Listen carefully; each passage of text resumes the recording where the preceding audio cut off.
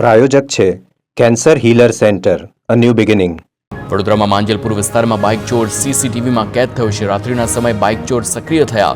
લાલ કલરની T shirt પહેરી આવેલ યુવકે બુલેટ બાઇકની ચોરી કરી. વડોદરા પોલીસના સબ સલામતના દાવા પોકળ.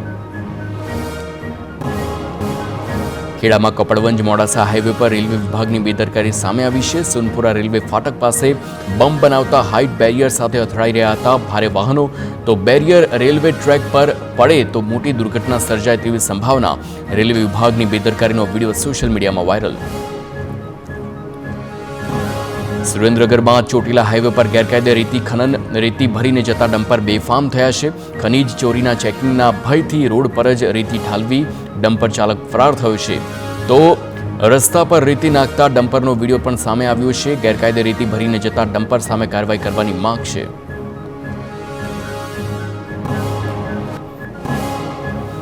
અમરેલીના શેત્રંજી ડિવિઝનમાં ગ્રામ્ય વિસ્તારમાં ઘૂસ્યા સિંહ. રાજુલા પંથકના ગામોમાં અવારનવાર સાવજના આટાફેરાથી લોકોમાં ભય છે.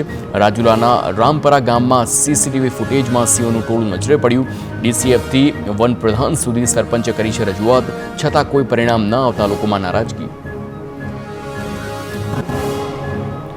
રામપરા ગામમાં સિંહ પરિવારની લટારનો વધુ એક વિડીયો સામે આવ્યો છે. રામપરા ગામના રહેણાંક વિસ્તારમાં સિંહ પરિવાર જોવા મળ્યો. રામપરા ગામમાં સિંહોનું નિવાસસ્થાન બન્યું હોય તેવા દ્રશ્યો નજરે પડ્યા. ગ્રામજને પોતાના મોબાઈલમાં સિંહના ટોળાના દ્રશ્યો કેદ કર્યા છે. સિંહોને ગામથી દૂર ખસેડવામાં આવે તેવી ગ્રામજનોની માંગ. અમદાવાદની ફતેવાડી કેનાલમાં ડૂબી જતા 3 મિત્રોના મોત મામલે ખુલાસો. સગીર હોવાથી મૌલિક જાવેરાના 7 મિત્રોએ રીલ્સ બનાવતા ગાડી ભાડે લીધી હતી.